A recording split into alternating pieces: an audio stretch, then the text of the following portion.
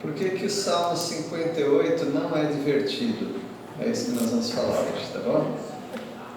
Por que que o Salmo 58 não é divertido? Será que tem passagens na Bíblia que são divertidas? Eu acho que sim. Eu me divirto com várias passagens na Bíblia. Ah, José com os irmãos dele, olha. Ele tirou uma casquinha, não tirou? Que delícia. Ele não precisava fazer aquilo, mas ele fez. Tem muitas passagens na Bíblia que são cômicas, são divertidas. Tem umas que são bem leves. Tem umas que elas nos dão inspiração para fazer igual. Mas o Salmo 58 não é divertido. Por quê? Porque ele fala de violência e serpentes, cobras. Ele fala de violência e de cobras. Ele fala de dentes quebrados e de desaparecimento. E o Salmo 58 fala de vingança e sangue. Não tem nada de divertido aqui nesse salmo. Violência, serpentes, dentes quebrados, desaparecimento e sangue, vingança, mas está na Bíblia. Esse salmo reflete direitinho a mente do salmista do Antigo Testamento. E olha que é o Davi, né? O Davi é um homem muito manso. Quer dizer, manso assim, né? Ele era um homem que derramou muito sangue, tanto é que ele não pôde construir o templo. Mas era um homem piedoso. Mas ele não chegava a ter a mente que você tem, porque ele não tinha instrução para isso. Nós já falamos aqui algumas vezes, não dá para estudar salmos sem estudar as orações imprecatórias, que é o desejo de que os inimigos se deem mal. Agora o Senhor Jesus já ensina completamente diferente, totalmente diferente. Parece até duas Bíblias. Mas Deus, tratando com a nação de Israel, ele estava falando de uma teocracia, onde o governador da terra seria o próprio Deus. Quando Deus é o governador, meus irmãos, não sobra espaço para ninguém que queira ser rebelde. Deus vai matar pessoas rebeldes no milênio, porque Ele vai ser o governador de toda a terra, Jesus Cristo. Por isso que o texto em Isaías capítulo 65 fala que morrer com 100 anos é morrer como criança. Você tem 1000 anos para viver e vive só 10% disso, que é 100 anos, você viveu muito pouco. Por que você viveu tão pouco assim? Porque foi rebelde. Jesus vai reger com vara de ferro. Não precisa nem orar no milênio para que Deus derrube os inimigos. Ele mesmo já derruba. Se aparecer algum rebelde querendo, como diz, cantar de galo, Deus, Jesus Cristo, Ele já derruba ali mesmo sem dar oportunidades para o rebelde. Então no milênio, que é o reino de Cristo Jesus que vai ser instaurado na terra, é um lugar que para existir rebelde tem que ser rebelde calado, tem que ficar 1000 anos calado. Mas no Antigo Testamento, como o governo seria de Deus sobre a terra, esse sempre foi o plano de Deus para a nação de Israel. Os crentes daquela época, eles pegavam muito essa ideia de que se tem algo errado, então eu vou orar para Deus destruir aquilo que está errado. Se tem inimigo do povo de Deus, vou orar para que Deus o destrua. Essa era a mente deles. Aí a gente fica no meio, né? O Velho Testamento tem essa mentalidade, o reino de Cristo messiânico, o milênio, tem essa realidade que eu já falei para vocês, e a igreja fica no meio. A igreja não é desse mundo. Então, não espere que o Senhor Jesus vai reinar aqui durante a igreja. Nós somos a minoria. Nós somos a minoria. Então, nós temos que respeitar as autoridades, dançar conforme a música que eles tocam, pagar os impostos, e se tentarmos nos rebelar, o Senhor vai dizer que nós estamos errados. E Ele fala, portanto, que nós devemos nos submeter às autoridades, que Deus vai usar as autoridades na época da igreja como um ministro da justiça de Deus nesse mundo. Então, se você fizer o bem, não tema, que eles não vão te maltratar, mas se você se rebelar, eles vão vir e Deus vai apoiar ainda. Como que nós da igreja vivemos? Nós vivemos orando pelas autoridades. Se nós formos perseguidos, nós não vamos perseguir de volta. Se nós formos maltratados, nós não vamos maltratar. Se alguém falar mal, nós vamos bem dizer. Dessa maneira, então, você fala, eu queria viver no Velho Testamento, ou então, eu quero viver no milênio. No milênio você vai viver, mas nunca é demais dizer como era a mentalidade daqueles do Antigo Testamento. Então, baseado nisso, com a nossa visão de igreja, não é divertido o Salmo 58. Nós não podemos imitar a oração do Salmo 58. Vamos ver? Porque ele fala de violência de serpentes. É um poema. É um poema com estilo chamado Não Destrua. Interessante. E ele é bem destrutivo. Mas é o poema aqui. Alguém pode ler o versículo 0? Davi reprova os inimigos, Deus os castigará e salvará os justos. Ao mestre de canto, segundo a melodia, não destruas. Hino de Davi. Falais.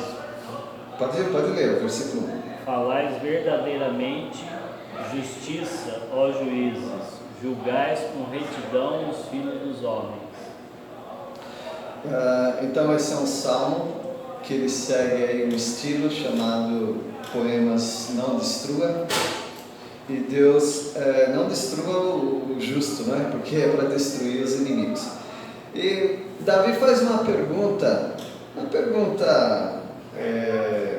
sarcástica, uma pergunta irônica, uma pergunta assim que a gente já sabe a resposta. Ele está zombando, tá? Ele está dizendo assim, ô juízes, fala aí uma coisa pra gente. Vocês julgam com justiça? Ô juízes, fala aí pra gente. Vocês julgam os filhos dos homens com retidão? Ele está zombando, né? É claro que não. Eles são injustos. E nessa injustiça, nós aprendemos aqui que as autoridades, às vezes, elas silenciam. Às vezes as autoridades não estão nem aí para os pobres, não estão nem aí para os aflitos, não estão nem aí para aqueles que fazem o bem e contribuem para a sociedade.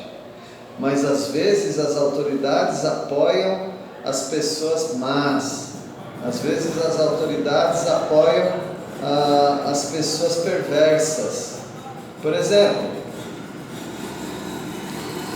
quanto ganha um professor numa escola fundamental, no ensino médio? Eles têm um certo salário. Quanto ganha uma pessoa do mundo das drogas e da prostituição? Ou vocês acham que o governo não sabe que existe gente, e onde elas estão, que giram dinheiro através de jogos, de prostituição, de bebidas? As autoridades sabem disso. No entanto, as pessoas que fazem o bem, ou seja, educam as crianças, os jovens, elas ganham muito pouco em relação a essas outras práticas. Então eu pergunto, eles agem com justiça? Não, claro que não. Mas a gente tem que ficar calado. Nós temos que orar pelas autoridades. Talvez você fale, nasci em época errada, então. Deus está mostrando para você como que você tem que viver hoje. Mas Davi, ele está cobrando ou ironizando. Versículo 2, as autoridades às vezes pavimentam as ruas com violência. Ou seja, elas tiram todas as lombadas, tiram todos os buracos, deixam tudo aplainadinho para violência. Sim, as autoridades fazem isso. Daqui a pouco nós temos uma festa nacional onde os municípios injetam dinheiro, o governo injeta dinheiro para apoiar uma festa que tem muita bebida, muita imoralidade, muita violência. Como é que chama essa festa? Carnaval. Daqui a pouco tem isso daí. Então, versículo 2. Longe disso, antes no íntimo engendrais iniquidades e distribuís na terra a violência de vossas mãos. Não, longe disso, vocês não são justos. O que vocês fazem, autoridades, é que lá no íntimo mesmo, o que vocês estão maquinando, engendrando iniquidades, vocês estão deixando a sociedade cada vez pior. E vocês distribuem. Essa palavra aqui é interessante, distribuir, porque essa palavra ela indica uma roda de amassar. Sabe a roda de amassar? Rua, rolo compressor? Mais ou menos isso naquela época. Então, essas autoridades estão fazendo um rolo compressor para que as estradas da violência fiquem perfeitas. É claro que ele está falando uma figura de linguagem, né? Vocês distribuem, ou seja, vocês pavimentam a rua na terra com violência, a violência das mãos de vocês, porque vocês estão permitindo isso. Aí o salmista que ele está indignado com as coisas que estão acontecendo, com os inimigos e também com os juízes que estão vendo essas injustiças e não fazem nada. Ele mostra que as autoridades às vezes estão desviadas da verdade. Versículo 3. Os ímpios se desviam desde a sua concepção, nascem e já se desencaminham proferindo mentiras. Bom, isso nós já sabemos, né? Que todos nascem pecadores e se deixar cada um à vontade, se você deixar uma criança bem à vontade, ela não vai buscar o caminho de Deus. Uma criança ela vai se desviar e vai se tornar um jovem e um adulto longe dos princípios de Deus. E o salmista ele não é ignorante sobre esses assuntos. As coisas estão feias. Davi teve que fugir, não teve? Ele teve que fugir de Jerusalém porque não tinha mais ambiente para ele ali, por causa de Saul e os seus príncipes. No versículo 4, as autoridades às vezes são surdas como serpentes. Vocês sabem que cobra não ouve, né? Aquela linguinha dela lá que ela fica colocando para fora toda hora, aquele é o sensor dela.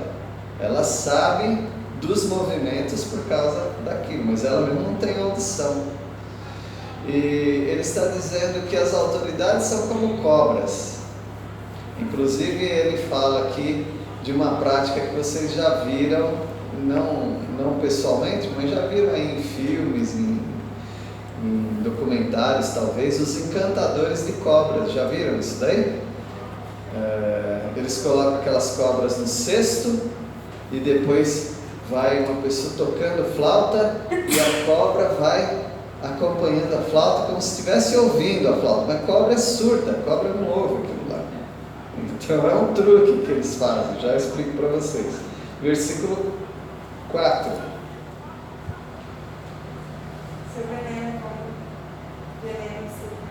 Vocês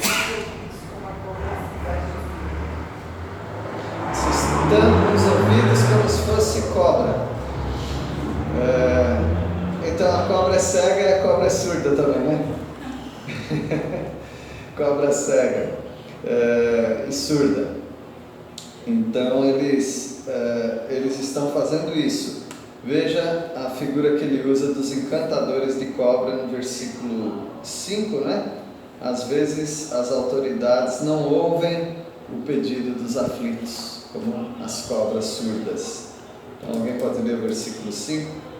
Para não ouvir a voz dos encantadores, dos mais fascinantes em encantamentos. A Duda já viu aquilo lá, que eles tocam uma flauta e a cobra faz assim, vai atrás da flauta? Nunca viu isso? Não, mas eu imagino. Você imagina como é? Eles põem a cobra no cesto, acontece muito nos países assim da Arábia, né? Eles colocam a cobra no cesto e quando eles abrem, a cobra já levanta para ver o que está acontecendo, né? Aí ela acompanha o movimento da flauta, não é o som da flauta. E para ficar assim, parecendo que ela está muito atenta ao som, eles colocam xixi de rato na ponta da flauta. Aí ela fica doidinha, ela vai atrás da flauta. Assim são esses juízes, essas autoridades que Davi está falando. Vocês não atentam para ninguém, vocês são surdos, não atentam para os aflitos. E Davi era um homem muito justo. Você não podia nunca acusar Davi de ser um homem injusto. Ele foi um rei, quando ele se tornou rei, né? Ele se tornou um rei muito justo. Ele evitava maltratar as pessoas, ele evitava matar sem necessidade pessoas. Era um homem que não era como essas autoridades. Então esse salmo não é muito divertido não. Por quê? Ele fala de violência, fala de cobras, e ele também é um salmo que fala de dentes quebrados e de desaparecimento. Duas coisas bem tristes, né? Não sei quantos aqui já quebraram o dente, né? Tem gente que quebrou o dente, teve que colocar uma coisa ali, uma resina, para tentar salvar. É coisa triste quebrar o dente. E a outra coisa é pessoas desaparecidas. Desaparecer pessoas é muito triste também. A pessoa fica naquela agonia, fica num luto, sem saber se a pessoa está viva ainda ou não. Então aqui é imprecação. Todo mundo sabe o que é imprecação, né? Imprecação é uma oração de maldição. Você não sabe porque você nunca orou assim, né? Espero que não. Orar para que Deus Deus quebre o dente de alguém. Você não ora assim, né? Você não deveria orar assim. A imprecação quer atingir os dentes da frente e os dentes molares também, os dentes do fundo. Ou seja, quebrar todos os dentes. Versículo 6. Ó Deus, quebra-lhes os dentes na boca, arranca, Senhor, os queixais aos leões. Os leõezinhos são os inimigos, os príncipes de Saul, no caso. Quebra os dentes da frente, quebra os queixais. Aí ele está falando dos dentes lá maiores, os molares lá no fundo. Quebra todos os dentes dele. Então Davi, imagina Davi orando assim, né? Não ore assim, gente.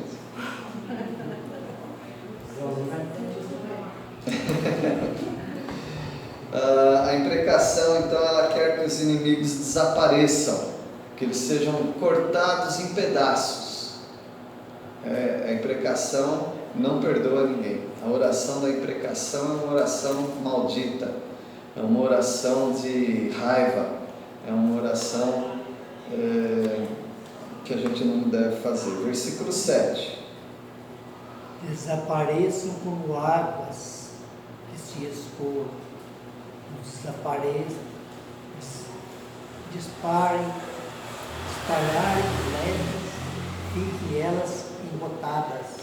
Aqui colocaram embotadas, né? No texto original é que quando essas flechas atingirem os inimigos, que eles sejam feitos em picadinhos, um monte de flecha neles, e que eles fiquem em pedaços e que eles escoem como água, que eles vão embora, que eles nunca mais apareçam perto de mim ou perto de nós, né? É uma grande tentação orar assim quando você está com raiva de alguém. Por isso nós temos que confiar nas palavras de Jesus quando Ele fala a respeito dos nossos inimigos. Quando se levantam alguns inimigos, para nós termos um coração maleável diante do Senhor. No versículo, agora é o 8, né? Versículo 8. A imprecação, ela tem um desejo, que os inimigos se derretam e que eles sejam como um aborto. Versículo 8.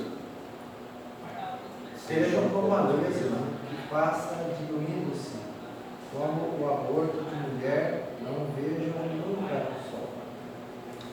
Bom, a Bíblia não pretende ser científica, tá bom? Uma lesma quando passa, ela não vai diluindo, ela não vai derretendo. Aquela gosma é dela mesma, né? Ela continua inteira, a lesma. Mas aqui é uma figura para dar essa impressão que a lesma vai passando e ela vai se desfazendo, se derretendo. Então que esses inimigos sejam como uma lesma que passa e já vai sumindo, derretendo, desaparecendo. Ou então que seja como um aborto, né? Um bebê que aborta, o que faz com aquele bebê? Descarta, né? Dependendo da idade, tem que fazer até um funeral, né? Nas nossas leis aqui. Mas um abortivo não volta mais. Perdeu. Foi uma esperança que foi embora daquela mulher, daquele casal. Então, que seja assim, que sejam assim os inimigos, como essa lesma que se dilui e como um bebê que é abortado. Esse é o desejo de Davi com respeito aos soldados de Saul. No versículo 9, a imprecação quer que os inimigos voem como brasa de espinheiro. Vamos ver o que ele fala aqui no versículo 9. Como espinheiros, antes que vossas panelas sintam deles o calor. Tanto os verdes como os que estão em brasa serão arrebatados como por um redemoinho. Alguém aqui já queimou espinhos? Eu já vi o espinho queimar? É bem interessante. Ele queima muito rápido e começa a explodir também, né? E ele fala assim, que eles sejam como espinheiros. Você não vai fazer um fogo com espinheiro. Por quê? Ele queima muito rápido, já vira brasa e já sobe. E aqui fala, antes da panela esquentar.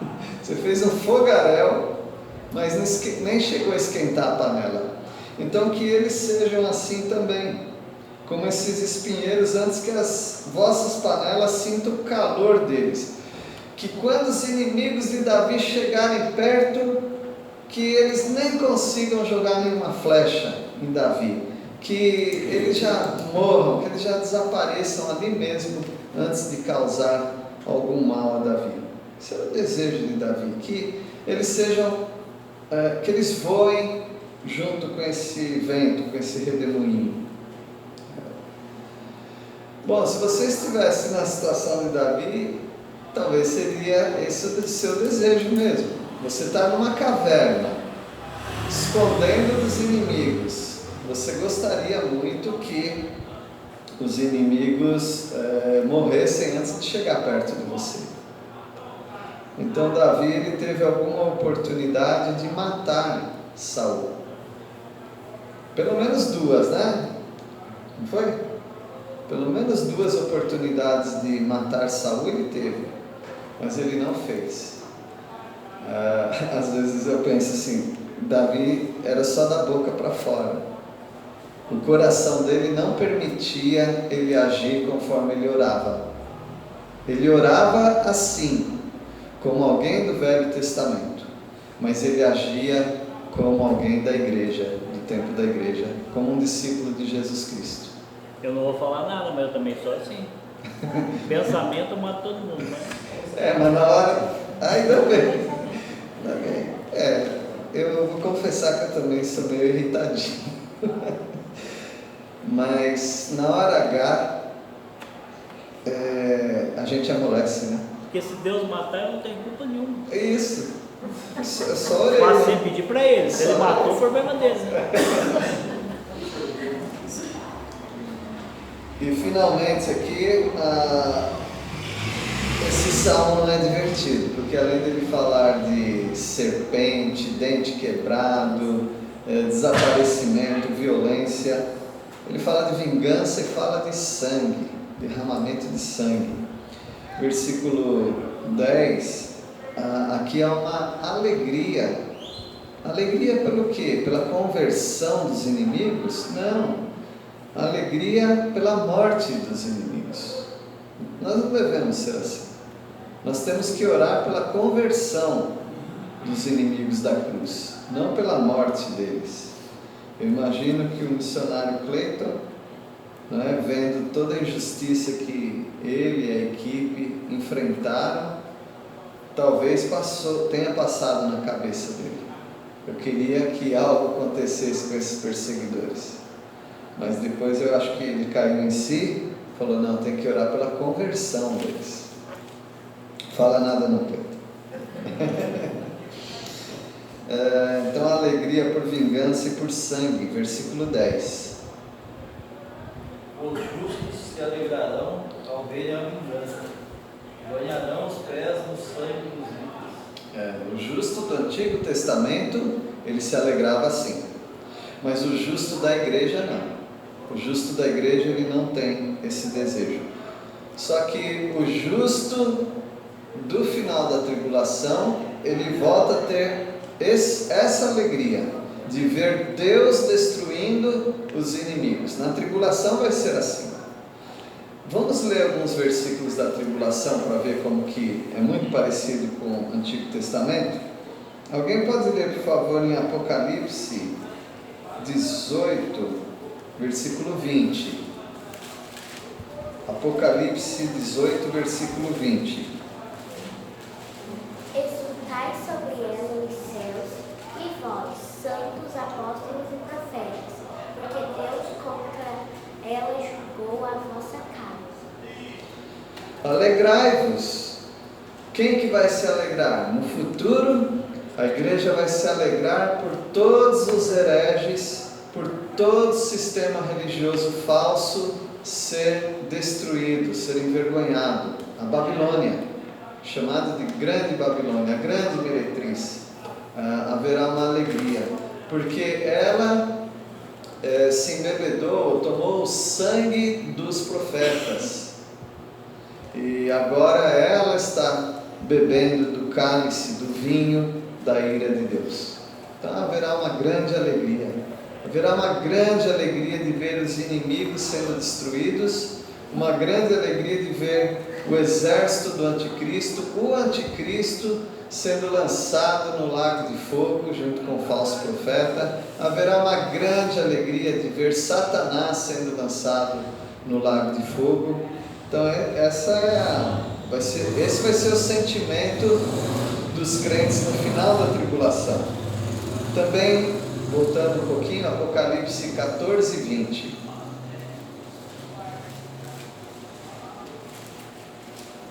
E o lagar foi pisado fora da cidade, e correu sangue do lagar até aos freios dos cavalos, numa extensão de 1.600 estádios. Uma alegria. 300 quilômetros de matança, quando o Senhor Jesus vem e derrota o inimigo, os perseguidores de Israel, o exército do anticristo. E você sabe que nós vamos vir junto com Jesus, né? Então nós vamos participar dessa cena. Então fica calminho aí que você vai ver muito sangue ainda lá no futuro. E Salmo 68, 11. Salmo 68, 21. Salmo 68, 21.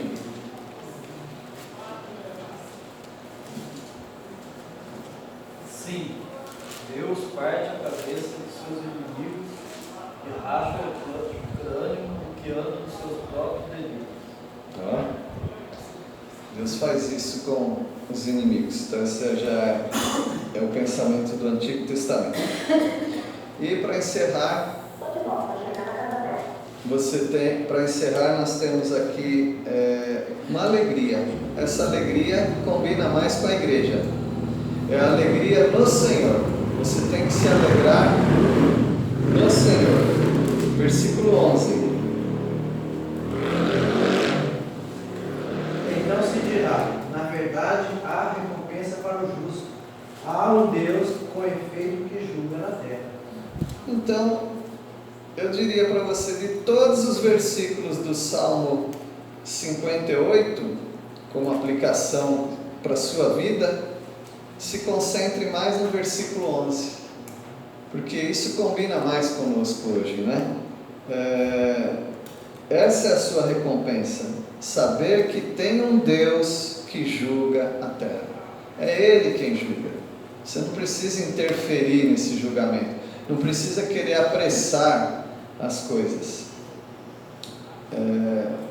Bom, para aquele crente novo, talvez ele vai falar: poxa, parece que o pastor não acredita na inspiração da Escritura, né?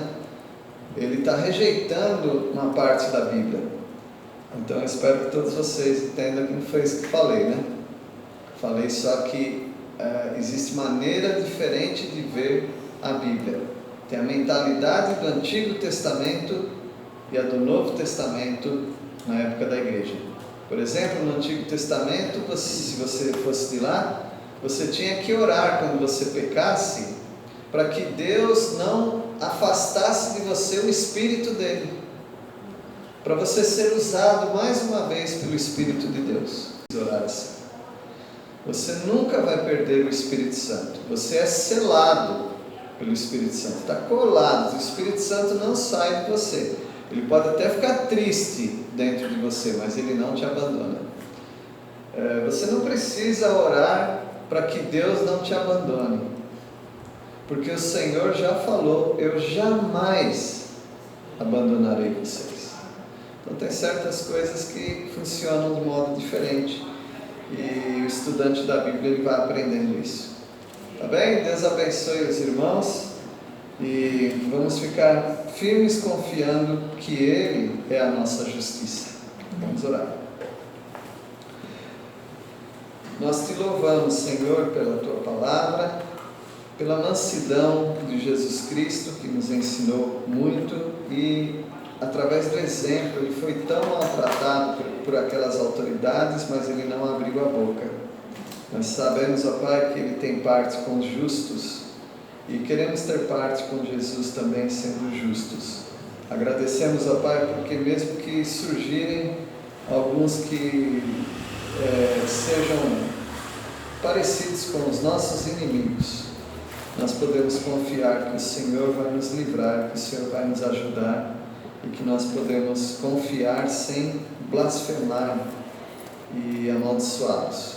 Nós oramos em nome de Jesus. Amém.